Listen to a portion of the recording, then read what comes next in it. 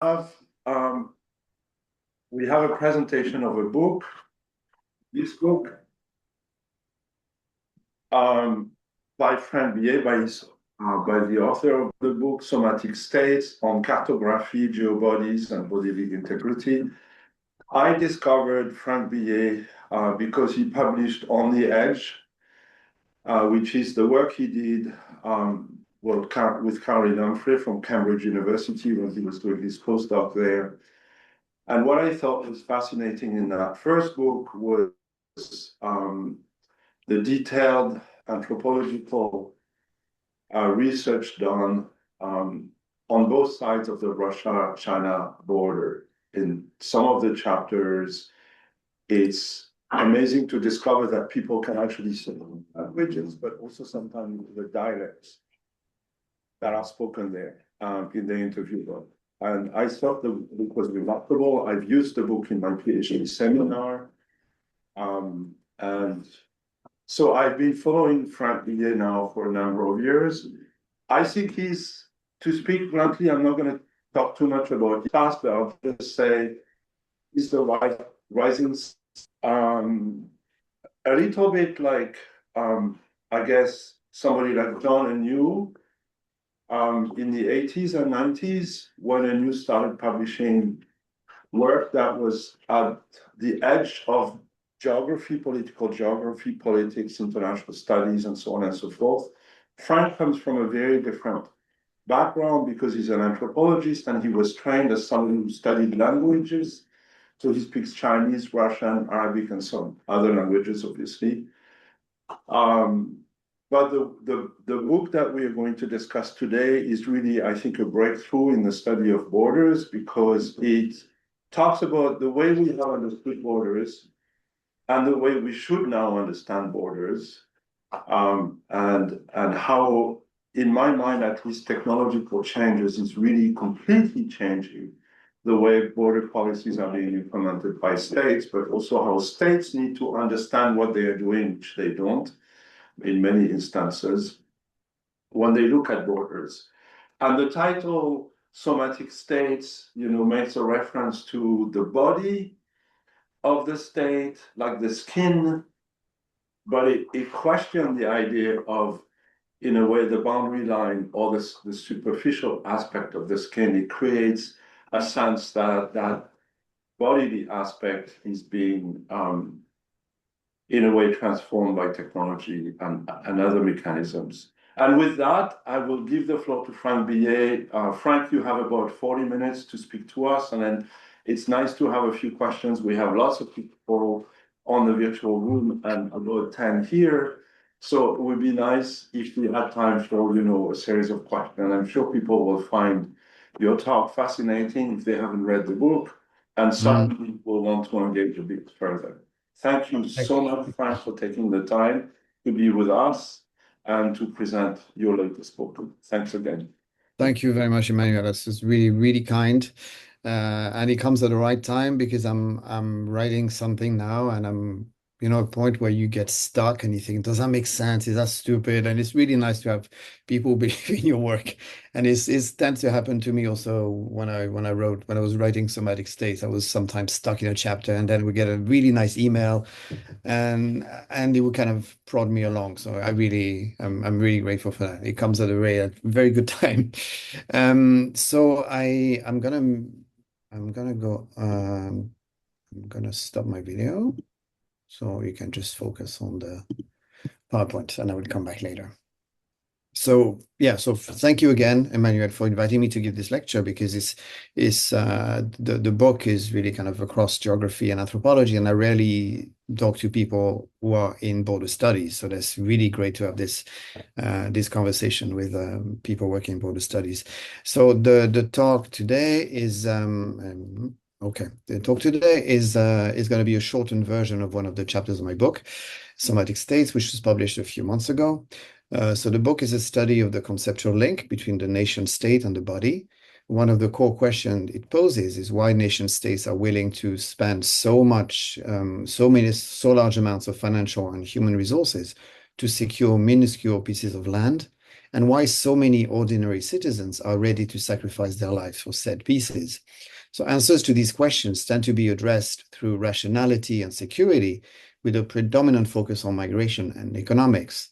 But instead, somatic states foregrounds the corporeal analogies that sustain these bordering efforts and suggest that this language is not simply poetic, but that it reflects a genuine and visceral association of the individual body with a national outline or logo map, and that this identification has been largely facilitated by the emergence of the national map.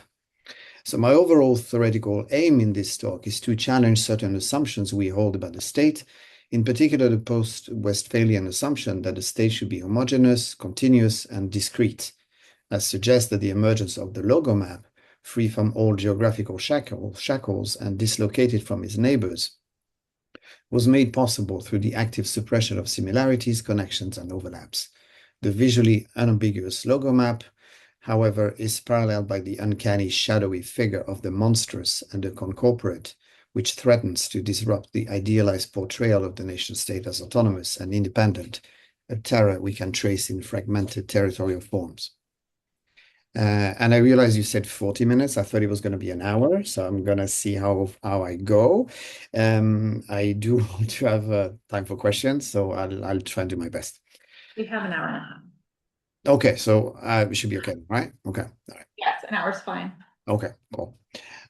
So in this talk, I'm going to look at territorial entities that depart from the ideal model of the state, focusing on unusual territorial arrangements such as colonial dominions, enclaves, and other atomized and fractured national spaces.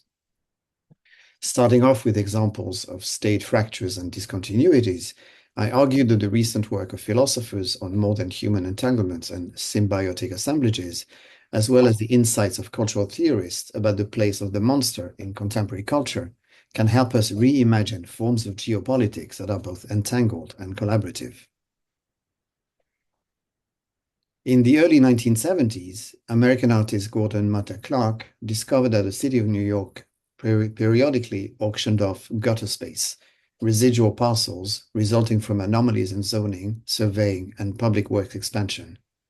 Intrigued by the idea of ownable but unoccupiable and frequently inaccessible space, Matta Clark purchased the deeds to 15 of these microplots of land, slivers of curbsides and alleyways, for between $25 and $75 apiece. Over the next years, he collected the maps, deeds, and other bureaucratic documentation attached to the slivers, which, combined with maps and montage images of each site, formed his project Fake Estates.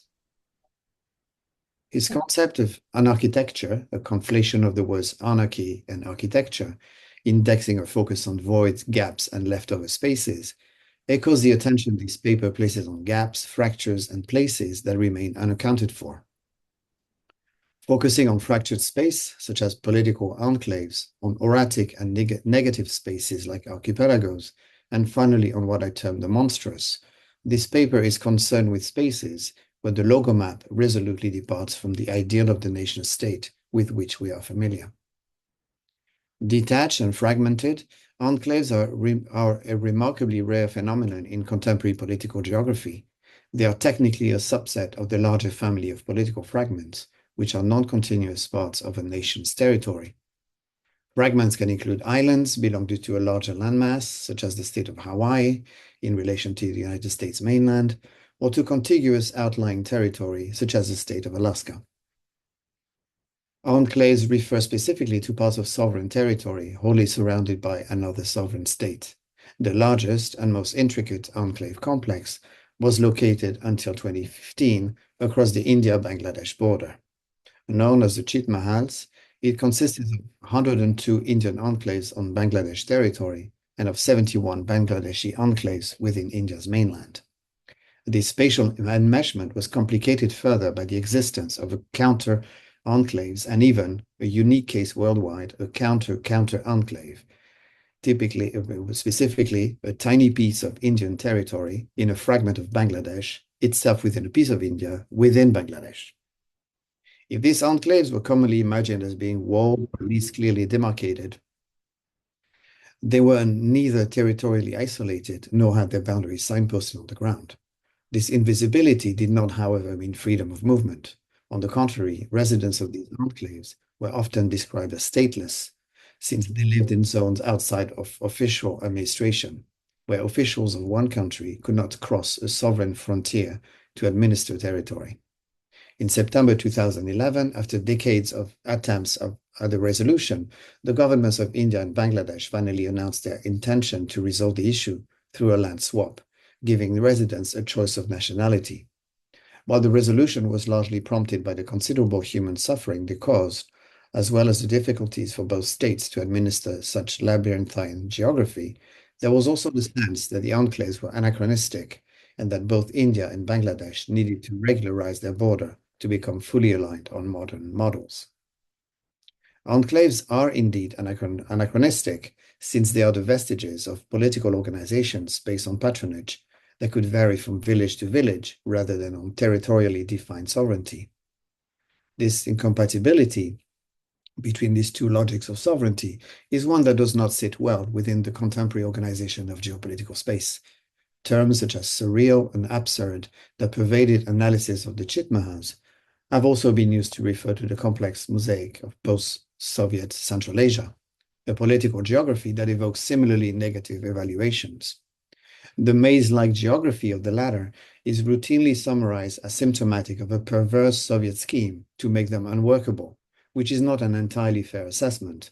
These were effectively administrative and internal boundaries, in this sense not unlike some of the more extreme forms of gerrymandering in the United States, and never envisaged to one day become international borders. Regardless of intent, they have caused significant harm in the post-Soviet era, inhibiting human movement and restricting access to natural resources, water in particular. A very different set of enclave complexes are the ones found in Europe, the most extensive and convoluted of which is Baarle-Hertog and Baarle-Nassau, two towns enmeshed into a single urban entity across the border between Belgium and the Netherlands. Unlike the fraught situation in the Chitmahals, Central Asia, or the fractured Palestinian territory, Baarle is a place devoid of local and colonial anxieties. As a result, Baarle has been largely dismissed as a curious but ultimately irrelevant case study by border theorists. Yet the territorial logic that operates in Baarle is the same we find at work elsewhere, namely that every inch of the territory should be controlled and that borders should be unambiguously marked. In fact, the highly fractured and miniature scale of the environment makes it a truly fascinating place where inconsistencies, breaches, and ambiguities in the ideals of territorial sovereignty are laid bare. On a total of just over 32 square miles, the two towns are intertwined into one another. Situated only 3 miles away from the Belgian mainland, the Belgian town of Baarle-Hertog is made of 22 exclaves, with the remaining territory around it forming the Dutch town of Baarle-Nassau. Some of the enclaves are truly minuscule, no larger than 3,000 square yards. This territorial jigsaw is compounded by the irregularity of the shapes of the enclaves, which means that an individual may cross the border 5 or 6 times on her way to the corner store. Border lines slice seemingly haphazardly across fields, streets, office buildings, and private homes, creating an intricate mosaic of national sovereignties, each with its own specific tax, traffic, and labor laws. Like other enclaves elsewhere in Europe, Baarle's case is a vestigial relic of a medieval spatial logic premised on vassalage and ties of fealty rather than territoriality. Following the Treaty of Westphalia, European states attempted to eradicate many of them through delimitation treaties and conquest, but Baarle, never important or annoying enough to get to the top of anyone's to-do list, remained a notable exception. In fact, not only was there little incentive to iron out the territorial messiness, but the few attempts at doing so through treaties and land swaps were actively resisted by the residents, who found the existing situation to their advantage. Practices of evasion have been central to life in Baarle, and its inhabitants are immensely proud of their ability to navigate the town's tortuous spatiality. Today, with Belgium and the Netherlands being part of the European Union, differences between the two halves have been much attenuated. Baarle-Hertog and Baarle-Nassau share a currency, and many laws and regulations have been standardized. The two towns work closely together in their provision of services and co-run by national operations, such as the fire station and the sewage treatment facility. The readiness of both municipalities to make it work is held up by locals as an example of how Europeans can live together in an increasingly homogeneous European Union. Bâle advertised itself as a European laboratory, an example of harmonious cohabitation in a mixed environment. More importantly, perhaps, Bâle shines a light on the very principles of mechanics of territorial sovereignty.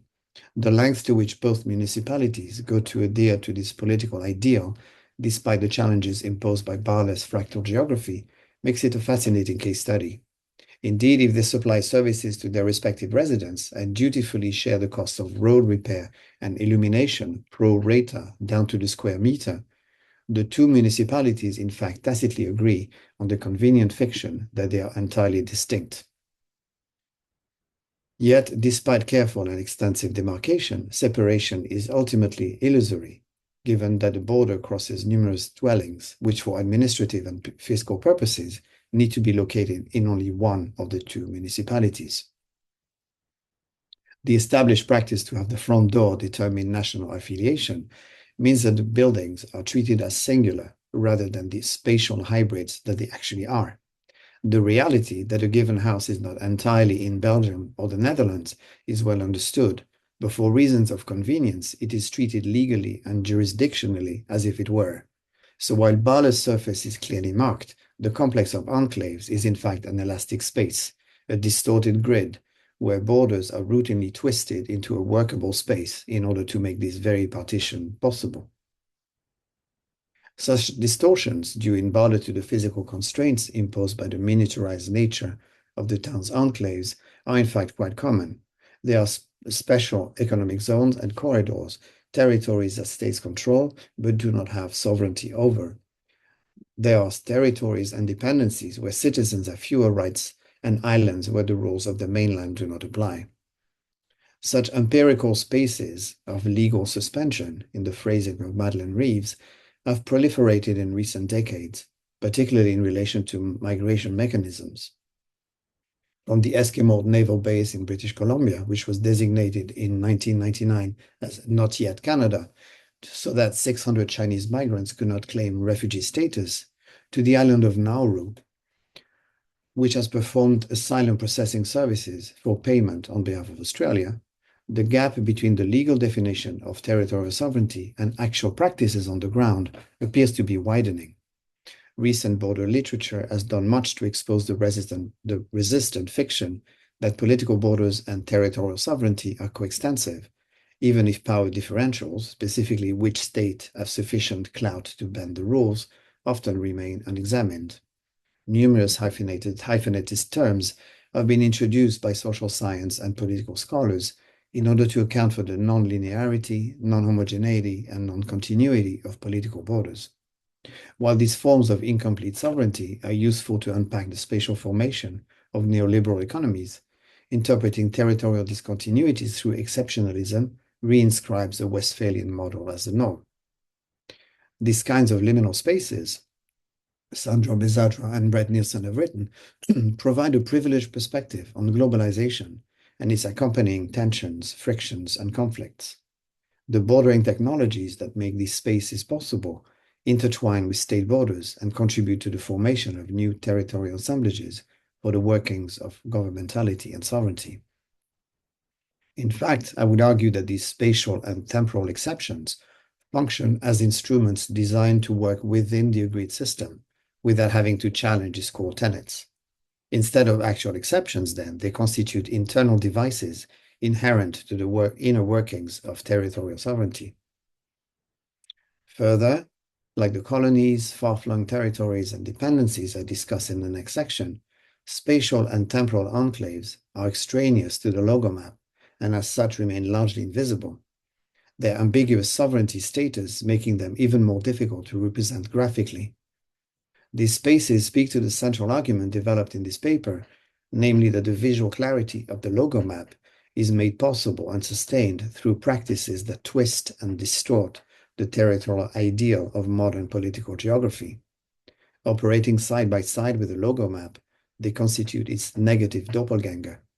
Driven by the unsaid, the unconscious, the repressed, and the monstrous, the actual working of the logo map will be discussed in the final part of this paper.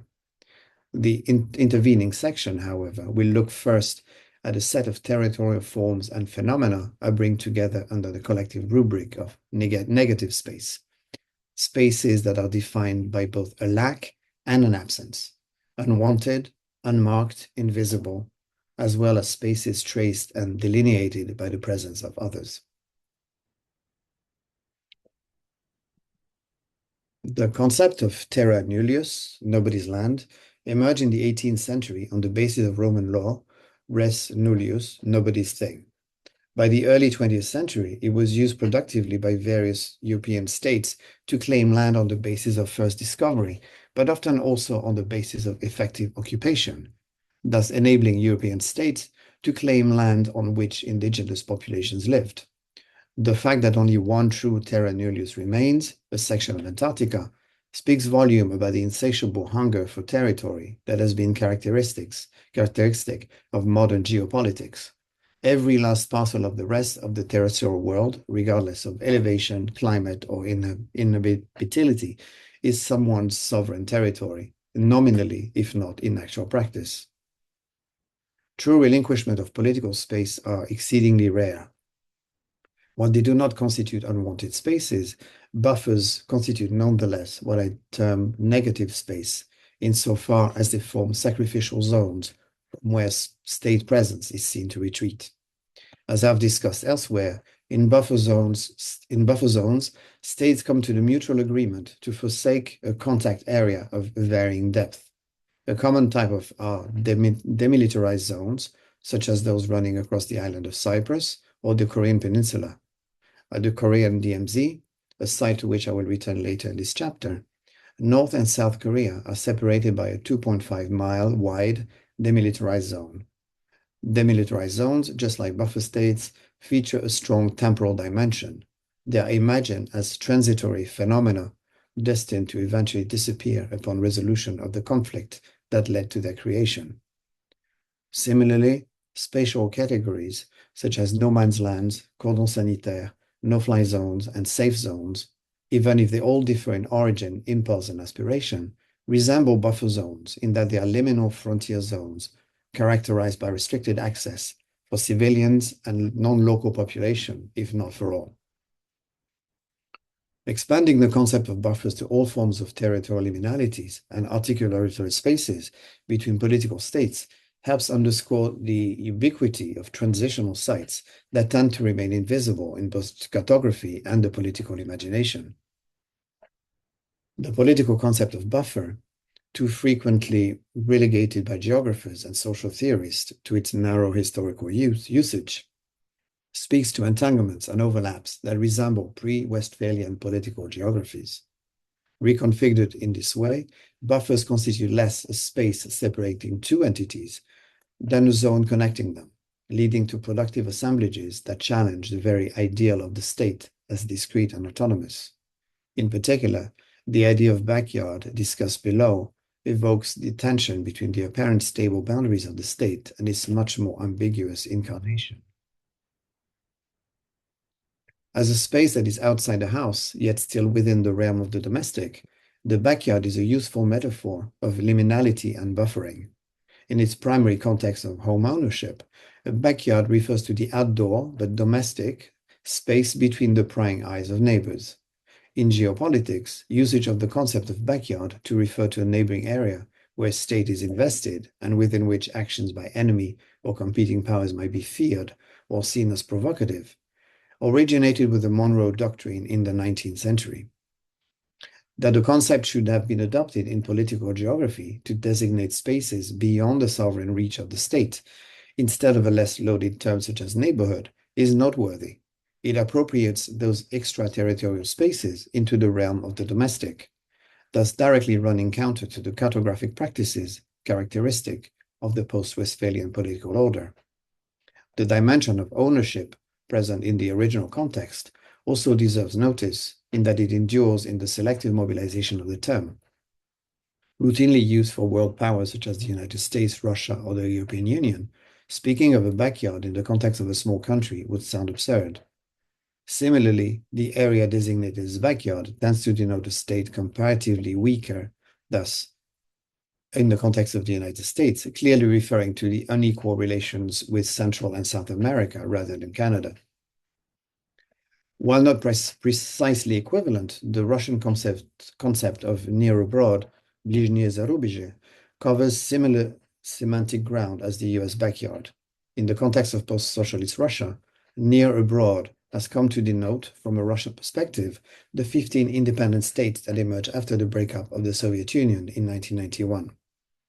Like for the United States, these blurry zones between the domestic and the here newly foreign is a zone strategically vital to Russian interest, where outside interference is perceived to constitute a direct existential threat.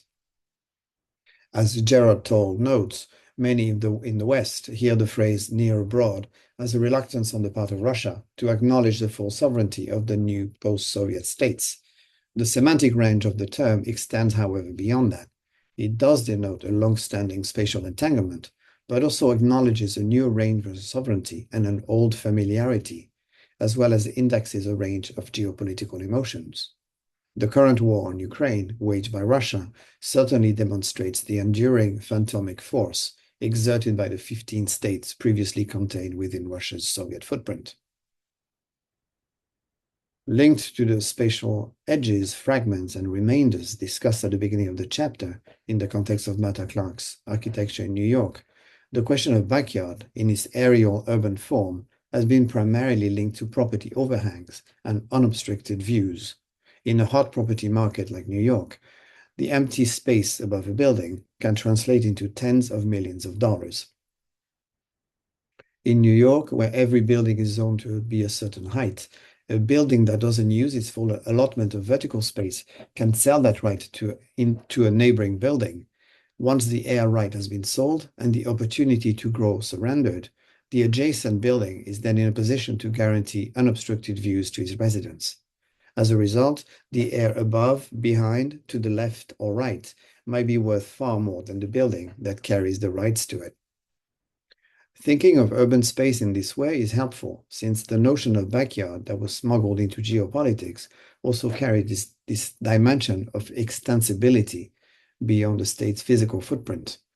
Non-contiguous territorial fragments, overseas military bases, as well as dependent territories, complicate political cartographies and ambiguous representations.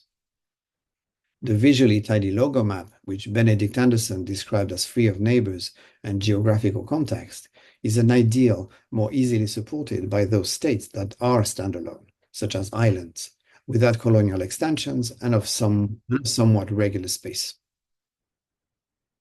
Non-contiguous fragments frequently fall out of political maps. Similarly, colonies and overseas possessions are difficult, if not impossible, to represent. France's spatially neat hexagon is only the tip of the spatial iceberg that the country constitutes. Its numerous overseas territories, or dom-tom, make the country a truly global entity with a territorial footprint accounting for 18% of the mainland's territory and with an exclusive economic zone representing 96.7% of the total. Even fragments closer to the mainland and fully integrated in terms of sovereignty bear a fragile visual relationship to the states they are attached to. Similar to diacritics, their relationship to their continental state feels additive and impermanent.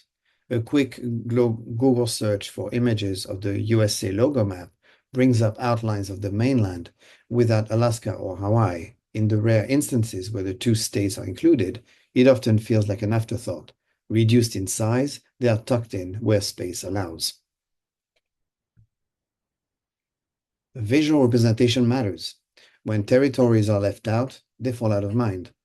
The fact that the United States outline never includes distant territories such as American Samoa or Guam has clear repercussions on the place of these territories in American consciousness.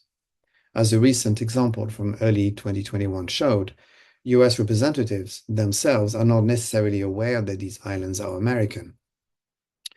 In March 2021, Congresswoman Marjorie Taylor Greene argued that hard-earned tax dollars should go for America, not for foreign countries like China, Russia, or Guam. More embarrassingly, an official statement from the State Department in 1935 announced it was annexing Baker, Howland, and Jarvis Islands in the Pacific, only to rescind the announcement a couple of days later when a consultation of records revealed these islands already belonged to the United States. Of course, there are also undeniable advantages to this invisibility and territorial ambiguities, and the earlier point about offshore bases where different rules apply, or islands that serve as airlocks for the processing of migrants, is an important one to bear in mind. But from a purely practical visual design standpoint, states that are fractured, dispersed, or with unwieldy shapes, such as Chile, are notably difficult to logo map, and this has an impact on the imaginary of the state. Especially awkward is logo mapping a fractured territory, such as an archipelagic state or a state containing numerous islands. Japan's outline, for design reasons, tend to be reduced to its 5 main islands, since an inclusion of all its northern and southern islands would lose the country's iconic recognizability, the important logo component of its logo map. In the case of Canada, its exact number of islands is ambiguous on account of their land-ice composition, thus making the Canadian North visually blurry. Likewise, the Philippines archipelago is too vast to be represented in its multitude of islands and requires simplification. Like in Canada, the exact number of islands is ultimately reliant on the definition of what constitutes an island. So while the official number is 7,107, it may in fact be more. The country's mapping agency announced in 2016 that they had found 534 others. Fractured yet connected, archipelagic states hang together as a cluster. Their geographical and visual coherence relies on an unspoken premise of gravitational pull, the assumption that proximity bespeaks kinship and belonging. Archipelagic logo maps thus work best with groups of islands that are tightly clustered together, another reason why a dispersive archipelago, such as Japan, tends to be reduced to its core islands, despite the effective prominence of disputed islands such as Senkaku or Takeshima in Japanese political consciousness. In the modern cartographic imagination, which is geographic rather than hydrographic, what is holding the archipelago together is a negative space, an absence. The watery expanse breaks the archipelago into its constituent fragments, but at the same time, it is the negative space that holds them together. In recent years, China has attempted to make this explicit by giving equal weight to its land and water. Unlike previous maps that depicted non-contiguous territories in cutaway boxes, the new so-called vertical map is singular and continuous, and includes the vast body of water south of Hainan Island. In the new map, the land, islands, and claimed waters in the South China Sea are all featured on the same scale in one complete map, thereby placing the islands, but also the entirety of the maritime space, in direct visual equivalence with the mainland. As the map press editor-in-chief told the state media agency, this new map helps correct misconceptions that territories carry different weights and fosters a raised territorial awareness and marine consciousness with the public. More dramatically, in 2016, the Japanese Ministry of Foreign Affairs launched a visual campaign about its disputed borders. A poster entitled "Do You Know the Shape of Japan?" highlights 3 tension points: the Northern Territories, Takeshima, and Senkaku Islands, disputed with Russia, Korea, and China respectively. What is radical about this map is less the territorial claims that it stakes than the confident demarcation of a terraqueous entity neatly defined against an undifferentiated background.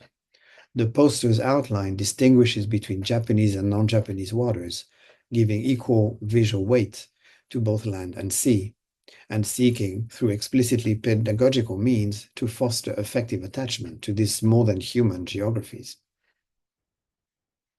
These deployments of territorial claims beyond terra frequently overlap with other states' attempts to embrace the terraqueous. China's so-called 9-dash line, self-demarcation, encompasses vast swaths of maritime Southeast Asia, impinging on the territorial waters and EEZs of others. The decision by the United National Convention on the Law of the Sea to grant coastal states sovereign rights over extended continental shelves up to 350 nautical miles from the coastal baseline has led to further entanglements. Relating to the subsurface only, these sovereign rights have no incidence on the legal status of the superjacent water column or airspace above those waters, thereby creating a complicated layering of three-dimensional space. A similar volumetric entanglement has been described by architect A.L. Wiseman in the context of the Israel-Palestine interface, where Israeli territory, in the form of a road linking Jewish Jerusalem and the West Bank settlement of Gush Etzion, finds itself alternatively above and below Palestinian territory. Qualifying, in fact, as archipelago on account of its highly fractured and dispersive nature, the Palestinian territory is a visually potent example of the relationship between fractured territory and the negative but all-defining space that surrounds it. Broken up into numerous fragments and enclaves and increasingly perforated by Israeli settlements, Palestine's geobody contains within itself the phantomic presence of Israel, in that its logo map continues to represent it as a single, uninterrupted space. Fascinatingly, the same iconic logo map is also used to represent Israel, making it, in the world of Yair Walach, a picture of a geographic schizophrenia, two adversary and asymmetrical nation cells inhabiting a single geobody. The logo maps are also incomplete, nostalgic, and aspirational.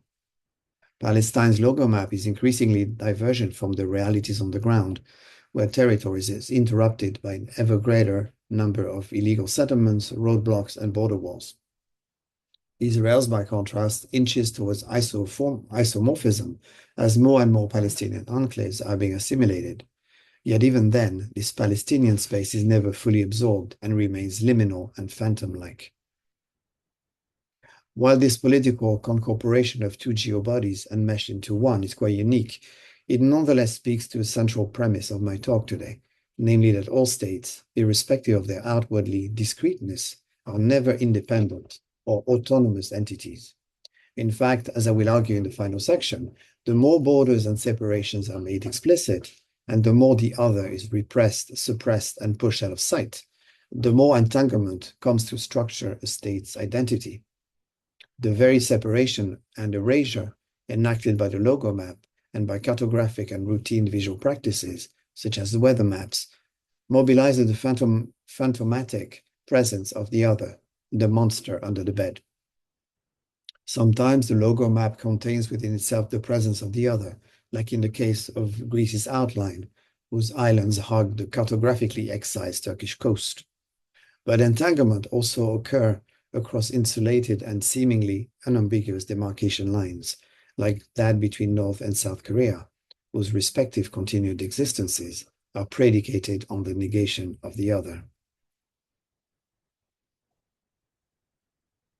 A few years ago, after a public presentation I had just given on the enclave complex of Bala Hertog and Bala Nassau, a member of the audience explained over drinks that the talk had been interesting, but had made him angry.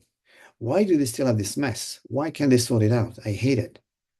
For this individual, the deviance from established norms of territorial sovereignty had no place in the modern political system.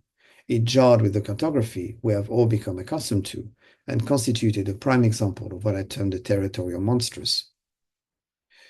Having summoned monsters at various points in this talk, time has come to clarify what I mean and do not mean by the terms. Unlike the statement above, my use of monster does not smuggle in any derogatory dimension, a perhaps self-evident but nonetheless crucial point to make, given that some of the monsters discussed here refer to real existing subjects. They are the individuals whose bodies have been designated throughout history as frightening, obscene, animalistic, or impure: freaks, queers, blacks, women. Feared and rejected outcasts, but also envied and fetishized, these monstrous selves open up realms of alternative worlds.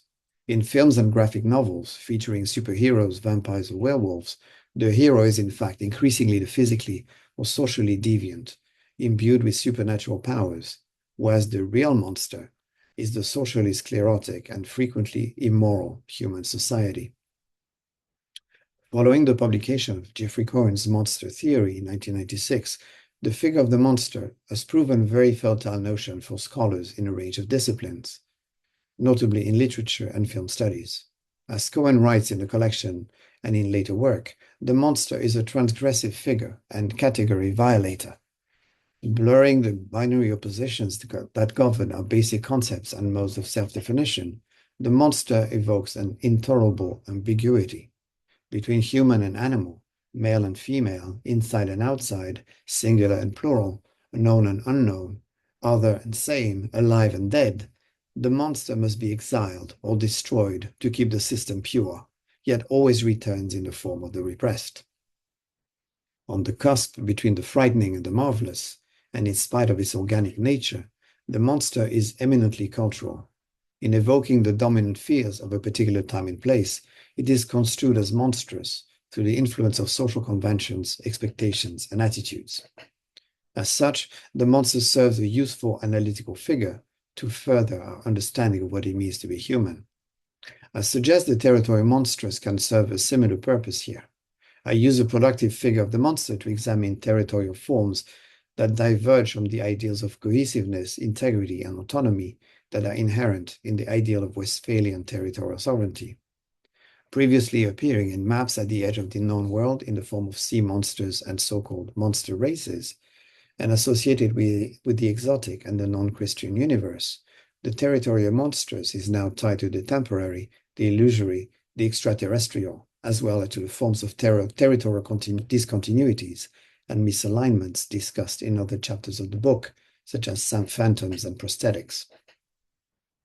Enclaves are especially monstrous in that they expose the ways in which states are fitted into one another and how their outer limits are also those of their neighbors.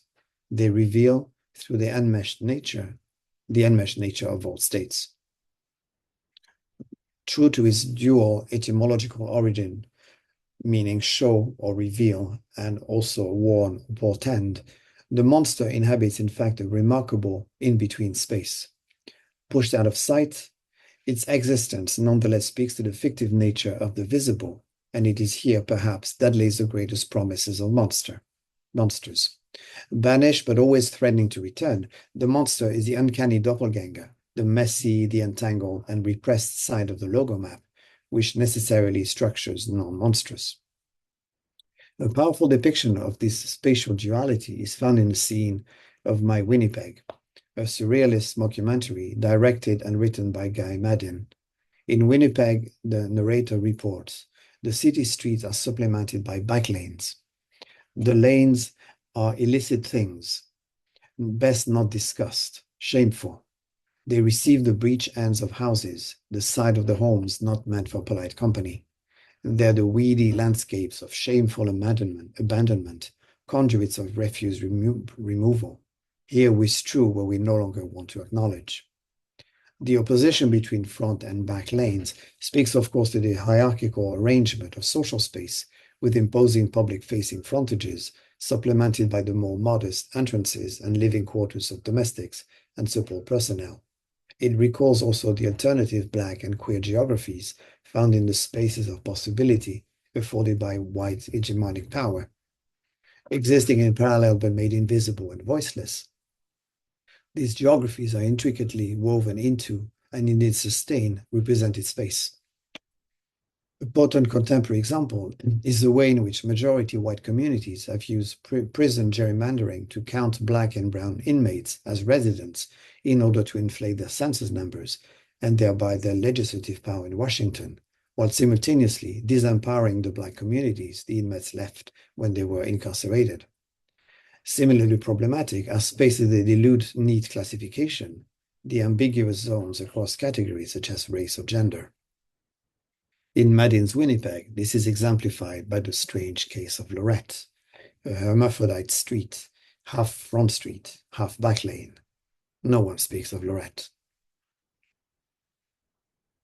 The blurring of gender and racial boundaries is always troublesome, but perhaps especially monstrous, are cases where the very notion of individuality appears to be at stake. Conjoined twins blur that line in fundamental ways that jar with ideals of autonomy and bodily integrity and feel highly disruptive of Western notions of individual agency. The first course of action considered in such birth is separation, even though survival is not a guarantee. In the case of Eilish, a conjoined twin born in Ireland in 1988, and who lost her sister Katie when they were separated at age 3, the experience was highly traumatic, and for a long time she barely spoke. Re-experiencing trauma at the age of 6, when a prosthesis was taken away in order to fit a new one, she decided to name the new prosthesis Katie, a way for her to make the prosthetic a full part of her body and reintegrate her missing phantom twin.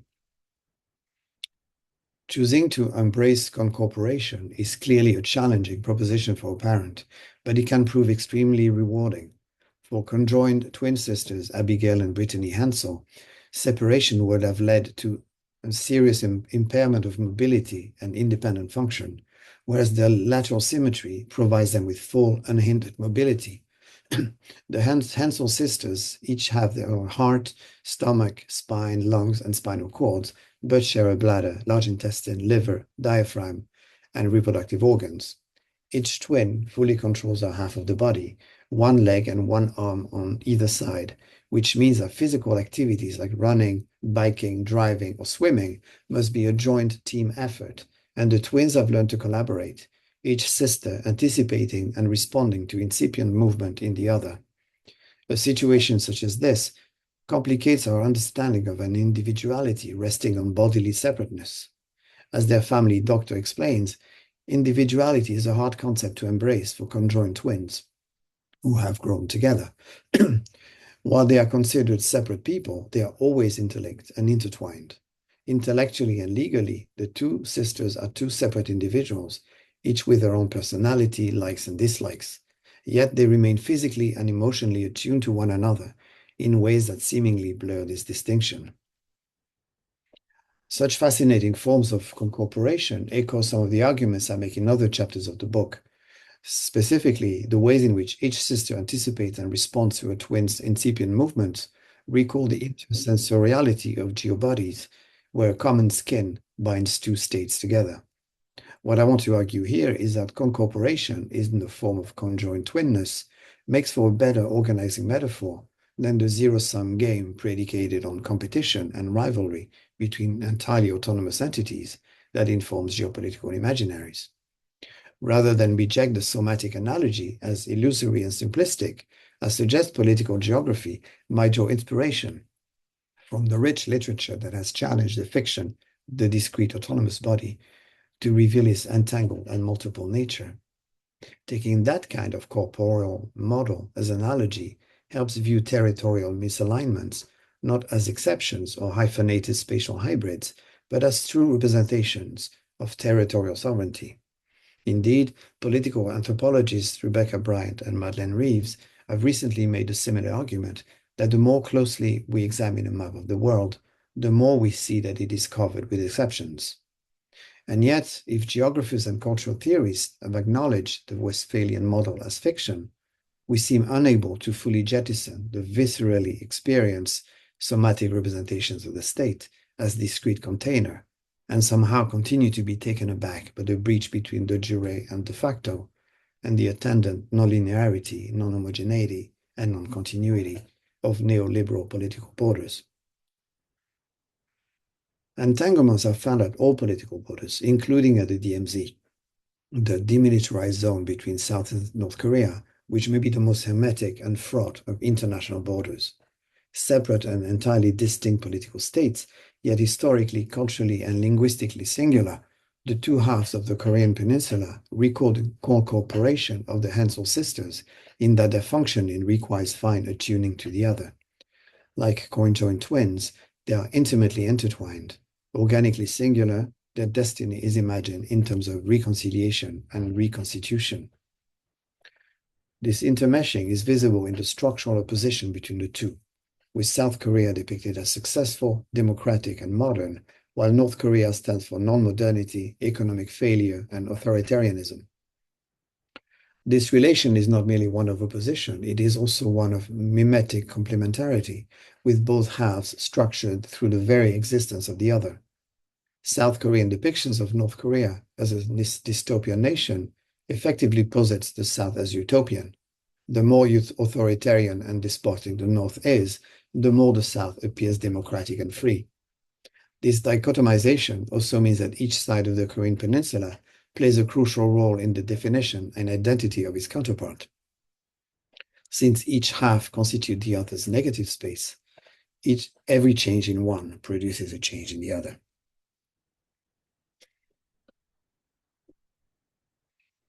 As its doppelganger, each side stands for the other's body double, both complete opposite and uncanny semblant. In an attempt to move away from this mimetic embrace, just like twins seeking to assert their uniqueness and individuality, the two Koreas tend to use two different names to refer to the Korean peninsula. However, this will to distinguish is much weakened by the two sides' strong emotional and symbolic investment in the DMZ, the skin that binds them together. Ironically, the more the DMZ is emphasized as the buffer keeping them apart, the more it defines their twin-like relation. The case of the Korean peninsula is admittedly exceptional in its decades-long partition and hermetic border, but the notion of concorporation can also be productive to describe other forms of somatic entanglement. Speaking of the colonizer-colonized relation between France and Algeria, Etienne Balibar described it as more than one, yet not quite two. To the concept of hybridity, which is still too fluid, not confrontational or dialectical enough, he prefers to speak of fractals, which open a breach between whole numbers and may better reflect the ways in which Algeria and France already contributed a part of the other. Cross-border entanglements are unsurprisingly even more extensive elsewhere. The tension between neat cartographic representations of discrete boundaries and the messy realities on the ground has perhaps been one of the most crucial contributions made by border study scholars. This literature has underscored the dry, abstract nature of political geography, detached from cultural, linguistic, and social entanglements. Working in a different discipline, political geographers have been paying increasing attention to the elemental, looking at the significance of materialities such as air and water for political space, and for borders in particular. Here as well, the tension between a well-ordered cartographic world and the resistance of the material world has opened up productive spaces for scholarly exploration. The third, largely separate conversation within philosophy has emphasized the significance of entanglements and symbiosis between life forms, thereby blurring the borders of species and challenging the assumptions of competition as the main driver of evolution. Bringing these three germane interests into dialogue with one another can be helpful in mining the meaningfulness of liminal spaces in ways that are both dynamic and productive. Prompted in part by the global effects of climate change, we are witnessing an increasing acknowledgement of and respect for all kinds of planetary connections. No longer mistaking the forest for the tree, a number of influential books have successfully shifted focus from the individual to the amorphous entities across scales that sustain these individuals. From biotic entities organized into clusters of genomes with unstable group boundaries, to organisms such as certain fungi, where the concept of species is largely irrelevant, there is increasingly a sense that co-evolution, rather than competition between species, may be a more useful model. A classic example is that of the lichen. Neither green alga nor a fungus, as was initially presumed, the lichen is the co-evolution of at least three distinct species. A more extreme example is that of superorganisms, such as the Armillaria root rot, that spreads across whole forest and may well be the largest organisms in the world. As Anat Singh writes, differentiating individuals becomes difficult. Species are open-ended when even individuals so molten, so long-lived, and so unwilling to draw lines of reproductive isolation. The notion of the individual as fixed and bounded is now questioned. Nigel Thrift suggests evocatively it might be more accurate to liken humans to schools of fish briefly stabilized by particular spaces, temporary solidifications which pulse with particular affects. So it is perhaps an opportune time to destabilize certain assumptions we continue to hold about the state, taking cooperation rather than competition as primary model, idealist and utopian as it may be, especially in these times, conceives the border not as a violent device of separation, but as a permeable membrane.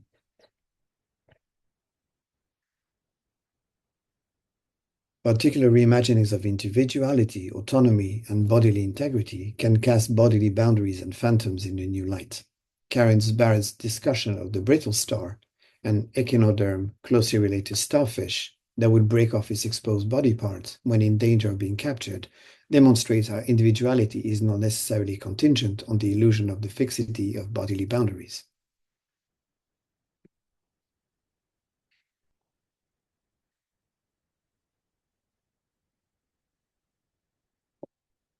Intriguing as it might be, the use of the brittle star as an analogy for the state, just like the other monsters mobilized here, can only take us so far. The monsters featuring here as figure of othering are primarily intended as inspirational models, suggestive of ways of doing politics differently. They are potent reminders, as Barrett notes, that differentiating is not necessarily about othering or separating, but about making connections and commitments. There are nonetheless clear dangers inherent in utopian narratives of entanglement. Acknowledging that the notion of entanglement grasps something crucial about the world, Eva Giraud reminds us, she nonetheless insists on the importance of paying attention to the frictions, foreclosures, and exclusions that play a constitutive role in the composition of lived reality. I realize I'm at 1 hour, I'm nearly done. This last point takes me to the second usage I want to make of monsters. If my summoning of monsters is tied in part to this scholarly focus on entanglements, arguing for the collaborative and complex nature of geopolitics to finally take center stage, the monster is also, importantly, a harbinger of a time of reckoning. An important point I seek to make is that the iterative representational practice of the state as a logo map is powerful on account of its simplicity. It depicts the state in a binary opposition of inside-outside, and more importantly, portrays it as internally homogeneous. This very homogeneity is, however, deleterious, indeed lethal, to many citizens in a given state, given that a quest for sovereign agency tends to circumscribe the autonomy of other actors. As the many examples provided in my book make clear, the somatic states that dominates the nationalist imagination tend to be cisgender, heteronormative, and in a first world context, white. Gay lives are rarely publicly grievable, while the differentials in the value of black and white lives is not a point that needs further belaboring. It is in this context, I suggest, that the resentment elicited by the fragmented and disjointed body of Barrett's Uncle's complex should be read as an exclamation of cisgender heteronormative anger. The monsters that lurked at the edge of medieval maps have not disappeared. They have been relegated further away in the forms of aliens and extraterrestrials, migrating in the genres of science fiction, fantasy, and horror to the confines of the universe, relocated to a galaxy far, far away, as Jeffrey Wenstock notes. At the same time, he adds, monstrous races have often been mapped onto real-world ethnic groups, suggesting an entrenched perniciousness of stereotypes. Embracing the monsters can bring back into the open the body located at the hinterland of national discourse, a body that is multiple, complex, and includes deviations of shape, color, and gender.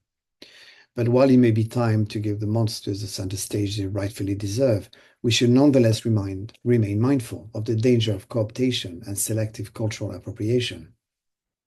In the same way that medieval cartography, in placing monsters at the very edge of the map, could tap into the marvelous while simultaneously condemn monstrous bodies closer to home.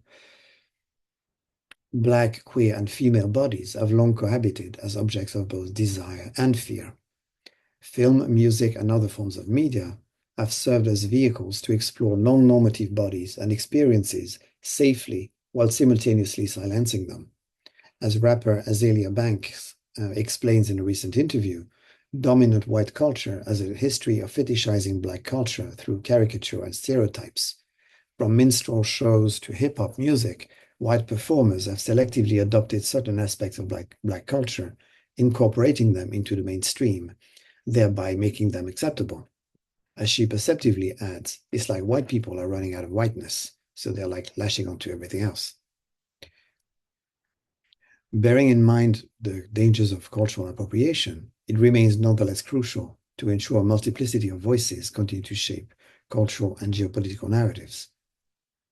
In recent decades, queer, feminist, and Black geographers have challenged patriarchal modes of writing, which for too long have silenced and stereotyped minorities. If discursive violence has, at least in part, been deliberate and intentional, it has also been an unfortunate, often reflected, cultural product of entrenched systemic hierarchies.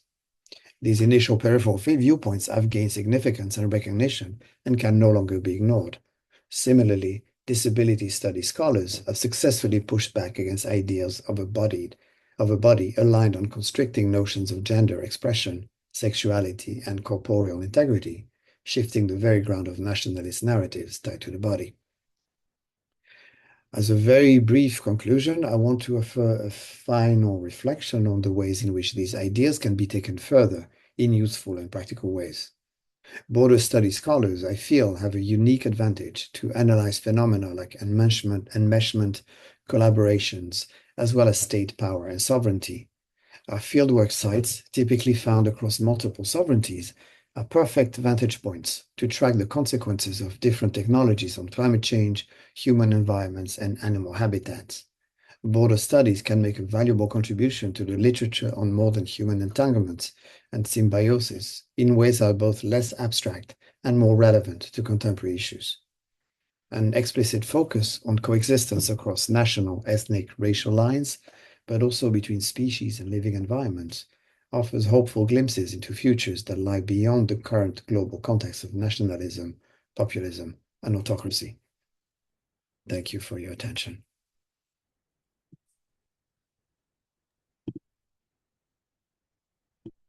Okay, we're going to take questions, obviously. Frank, thank you so much. That's been mind-boggling. It's very, very interesting. I will just say very briefly what is at the back of the book. John Anu says at the back of the book, somatic states will appeal to political theorists, anthropologists, and geographers interested in contemporary statehood, as well as broader audiences interested in the rise of populist nationalism worldwide. But he also says that Billet's scholarship, which is stunning in its geographical range and historical and philosophical depth, made me rethink topics I had thought settled. Now you have Frank Billet. We don't need to prove it. We've just experienced it, and I think it's very well said. Thanks to you. With that, I will take question. Maybe we can start online. If there is somebody online that would like to raise a hand or put a question in the chat, and we can either read the question for you or you can read your own question, but it's a nice way for us to know what's going on. And then I'll take one in the room.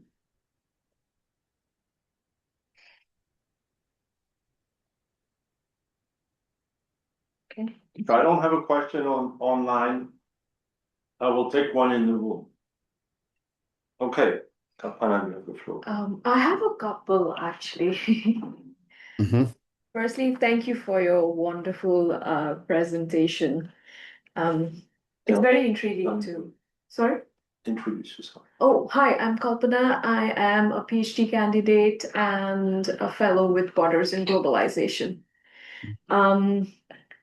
I work on India-Nepal borders primarily, and this is very, very interesting because I'm looking at the integrated spaces there, and a space of belonging for that matter, like borders as the space of belonging. So my first question is this very interesting concept of negative spaces that has been brought together with also something called safe space in your presentation. How do we understand these two together? I understand that in different countries, in different contexts, it's defined differently. But primarily, my understanding of this very idea of no man's land is Hmm.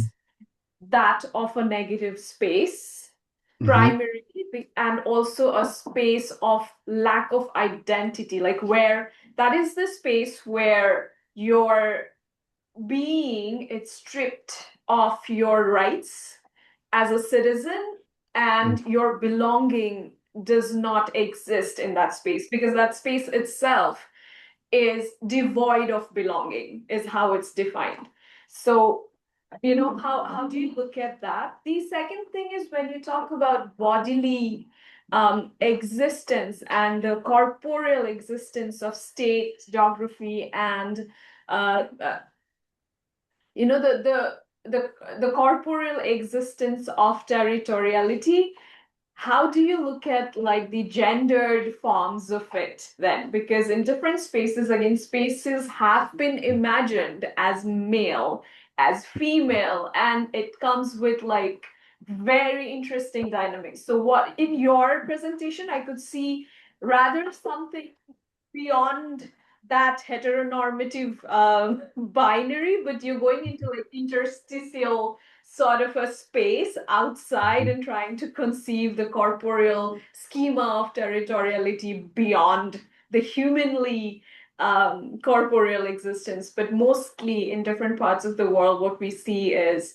the humanly um, corporeal sort of schematizing of that state and territoriality, mostly male and female, never in between. So Hmm. I'd just like to get your insights on this. I don't know if these are questions at all. Okay. And okay, maybe I can start with the second one about gender.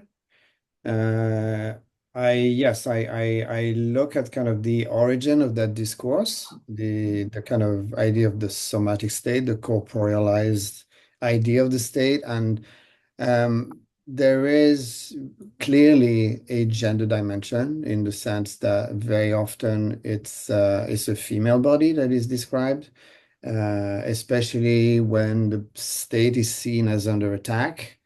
You have then the female, it's like you have amazing images from like Finland, also India, where the state is represented as a young woman or as a goddess, and this kind of appeals to also kind of male patriotic courage, kind of to save the female body. So there's definitely then an aspect of that. In this original discourse, there was also examples of states as animals, kind of zoomorphic states, zoomorphic shapes. I think they come together in the sense to make the idea of the state physical, to give it a sort of physical presence, right? So that's why the bodily dimension is used so much in this discourse, to bring the state not as an abstract, kind of demarcation of space, but as something that lives and something that needs to be defended and something that people can relate to in a visceral way. So I don't know, does that answer your question about the gender dimension, or is there more to it? Because you're talking about like in betweenness as well, so I'm not quite sure what you mean by that. Yeah, no, I thought you were sort of indicating more at a different corporeal schema altogether, that is maybe supernatural. It's like the aliens or Right. Right. or something like that. So, Yeah, really. right. Okay. I see. So like going to beyond, yeah, because I reflected quite a lot during the writing of this book, whether this somatic analogy that is really pervasive that you can see kind of worldwide in different mobilizations, whether there's a way beyond that, whether it was possible to have a different imaginary of the state. And I think what can be, and I'm not quite sure we can, um, but what we can do is maybe imagine another kind of body, and that's why I bring in the monster. That would bring kind of a category of bodies that would not be imagined as kind of uh, complete, discrete, gender specific. Okay, it's more like kind of an organic undercarriage, but that would be more focusing on enmeshment and entanglements across borders. So really have something a bit more less at kind of a Darwinian, state against state, but more focusing on the collaborations, right? And thinking about the borders as something that binds things together, binds states together. So that's kind of the point I was trying to make with this. Is that clearer? Yes, yes, thank you. And in terms of negative space, or you were negative space and the lack of identity, yeah. So negative space for me again is kind of trying to problematize what we see on maps. Kind of clearly this is this state, this is another state. Trying to look at the negative spacing. It's like there's an extension of the footprint of a state, of any state. There's always somebody behind that border, even though, it's like you look at weather maps and it seems like the weather just affects that one particular place and there's nothing across it. We saw that in the case of the COVID-19 as well, that you had maps that seemed to be kind of isolated from the rest. I kind of remember at the very early on during the COVID-19 when you had cases in Italy, and then but it's like it was in south of Italy, and then all of Italy was kind of closed. The borders were closed, but then you had countries that were like next to the northern border that was not affected, and so you have this idea of the state as one single entity, even though in the you'd have it was not homogeneous in the way this thing was traveling, and then the border were closing as if the border would be able to close the movement of the COVID-19 as well. It's like you saw that also in the States. Oh, this New York State is kind of a problematic. Let's not go there, but we can go to the state nearby, which is kind of the idea that the boundary somehow as a presence, right? And has a potency that kind of blocks what is outside. So all these kind of ideas of the borders as something more than the line on the map, but as really something that has a physicality if you will. So I think focusing for me on the buffers and on the kind of negative space kind of tries to problematize this vision of the state as singular. So it comes back again to this idea of the singularity of the state and the autonomousness, and I try to think again of entanglements. Yeah. Does that also help you in your context of India and Nepal in terms of your work? Yeah. Yes. We have online, we have a question by Peter Ballon. Peter, you can take the floor. I know your question is in the chat, but maybe it's better if you read it, please. Please introduce yourself briefly. Do we have the chat question? Yeah, I have the chat question. Peter said, thanks, Vash. Let's see if he's here first, by the way. Yeah, he is. Okay. Thanks, fascinating. How do you interpret Russia's war on Ukraine through these concepts? Okay, yeah, that's basically something I deal with in another chapter, the idea of the phantom. The idea that after the collapse of the Soviet Union, you have a new kind of new borders, new maps, new logo maps, and Russia is kind of separate from the other republics, but at the same time you have a kind of phantomatic presence. You see that, like I've speaking to people in Russia who are telling me this recognition that, okay, these other republics are no longer part of the same country, the same state, but somehow it's like it feels like it hasn't completely been taken away either. You have this kind of phantom affect that remains attached to these places, especially, I mean, in the case of Ukraine, particularly for Russia, because of all the cultural entanglements, the personal relations people had across the border. I did my fieldwork in the Russian Far East, and there you have a lot of people originally from Ukraine. They would move to the Russian Far East. So you have this this notion. I mean, you have actually quite even people speaking with a Ukrainian accent over there. So it was kind of difficult for Russians to see it as wholly separate, It felt that the loss of Ukraine was some kind of mutilation. So it's not, I'm not kind of explain, I mean, I'm trying to understand where these affect is kind of as where it comes from is production, but not kind of explaining of kind of, saying, oh, it's fine. But there's definitely this that was kind of unresolved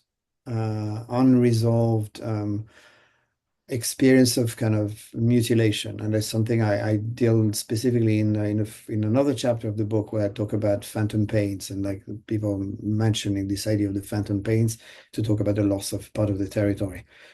So I can't really go over the whole conversation, I mean the whole discussion of this particular issue in just this question, but that's yeah, it's definitely a very important part of the book. Yes, especially as it was actually taking place as I was writing it. So I had to also to change some of my my discussion with the events as they were unfolding.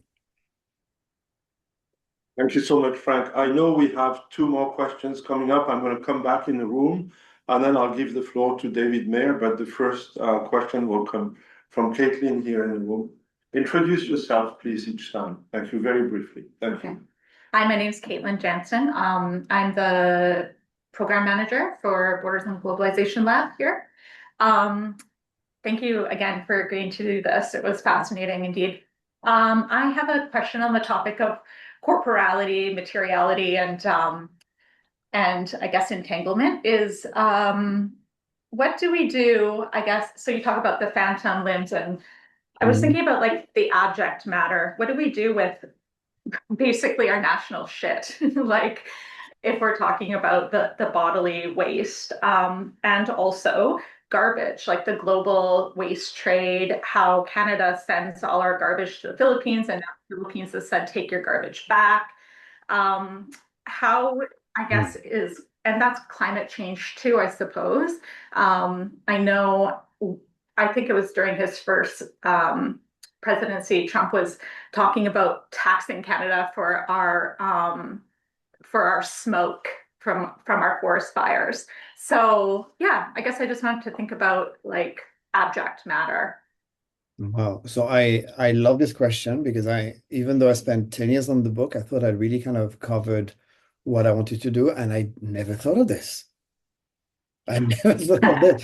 The kind of what is produced by the body and that kind of the abject. That's really, really fascinating. I won't have an answer, I think, right now, but yeah, no, I really don't know, but this is fascinating. I'm gonna think more about this.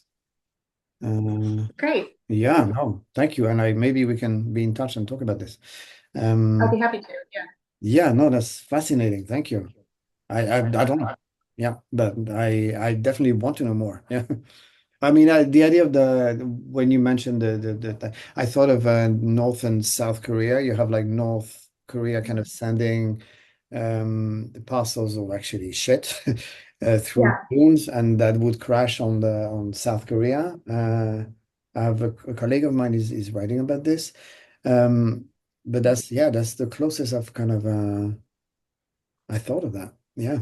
Yeah. One more example in Victoria, before we have a very old cemetery right on the water. And I don't even know how long ago it was. This happened a couple times where we had kind of flooding or tsunami, and it pulled corpses out into the sea, into international waters. Oh. I mean, the same for the passage, right? You talk about Hortense Spillers and yeah, like slave ships, I guess that went down, and all the people who drowned could be incorporated in that. Not Yeah. obviously as abject Yeah. matter. Yeah. But actually, also that to go back to the example I gave about the Belgian and Dutch entangled city, they have one sewage treatment, but they used to have two. And what was really interesting is that there was only basically one tube to collect everything, but then they would separate it at the edge of the town in terms of, again, pro rata in numbers of, how percentage of people, and treated separately, which was kind of amazing. So there was really kind of this sense of trying to separate the two towns completely. Even at that level, at that kind of very biological level. So I guess that's the closest I've kind of come to that. But yeah, I haven't thought more. But I think also like the treatment of plastics and all this kind of stuff that is kind of also sent to third countries, right? The trash, and there's all this kind of trash islands and all this kind of stuff. There's a lot in there. I think that's definitely deserves like a proper treatment, I think, as an article, maybe. Yeah. Great. Thank you. Thanks again. That's awesome. Thank you. Thank you so much. So next online is David Mayer. David, you have the floor if you want. Otherwise, we'll read your question. I'm not sure if you can you hear me? Yeah. Good. Oh, good. I just wasn't sure about how possible it is to have a hybrid consciousness. We can hear you. I know, especially these days with this I kind mean, of just thinking of China and Russia, is it possible to be Chinese and Russian at the same time and take the best of both? No, I don't think we can imagine kind of a merged consciousness. Yeah. I just wish there was more, because I think there's certain crises like climate change that can only be dealt with at kind of international levels. It's like when we have America first, Canada first, whatever. It's like this is kind of this really kind of there's no hope. So I know what I'm writing about is very hopeful, maybe unrealistically so, especially these days. But I think there's the only way, and it might be a way to kind of retain the body, but kind of different types of bodies. So hopefully there is a way to do that. But yeah, no, I think no sense of merging of identities. It's just more recognition of commonalities, differences but commonalities too. I think that's probably the best we can hope for. Okay, we have time for one more question. If I have somebody online who wants to raise another question, do we have anybody? Yeah.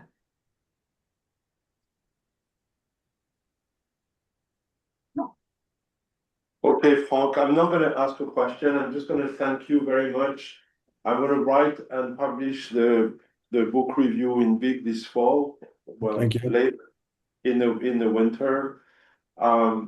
And I'll also say that just so that people know that you've published about 50 articles since you entered the postdoc. So there is a lot of Really. very interesting articles that are available.